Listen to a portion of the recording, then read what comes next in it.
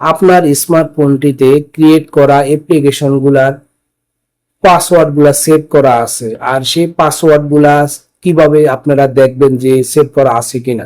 অর্থাৎ আপনি কোনো অ্যাপ্লিকেশন যদি ভুলে যান তাহলে সেখান থেকে আপনারা পাসওয়ার্ডটি খুঁজে বাইর করতে পারবেন। তার জন্য আপনি কি করতে হবে, ফার্স্ট অফ অল ক্রোম বাজেটে ওপেন করে নিতে হবে। ক্রোম বাজেটে ওপেন করার পরে থ্রি ডটের উপর ট্যাপ করে দিতে হবে, তারপরে সেটিং অপশনটির উপর আপনার ট্যাপ করে দিবেন, তারপরে এখান থেকে গুগল পাসওয়ার্ড ম্যানেজারের উপর ট্যাপ করে দিবেন। এখানে আসলে পরে দেখবেন যে আপনার যতগুলো অ্যাকাউন্ট আপনি ক্রিয়েট করেছেন সবগুলা অ্যাকাউন্টে কিন্তু এখানে দেখা যাচ্ছে। তারপরে আপনি যদি ফেসবুকের পাসওয়ার্ড ভুলে গেছেন তাহলে ফেসবুকের উপর ট্যাপ করে দিবেন, দেওয়ার পরে আপনার প্যাটার্ন লক হোক পাসওয়ার্ড হোক সেটা তুলে দিতে হবে। তুলে দেওয়ার পরে দেখেন এখানে কিন্তু আমার সেই ফেসবুকের এই পাসওয়ার্ডটা এখানে দেখা যাচ্ছে। তারপরে দেখেন এখানেও কিন্তু ফেসবুকের পাসওয়ার্ড দেখা যাচ্ছে, এখানেও ফেসবুকের পাসওয়ার্ড দেখা যাচ্ছে।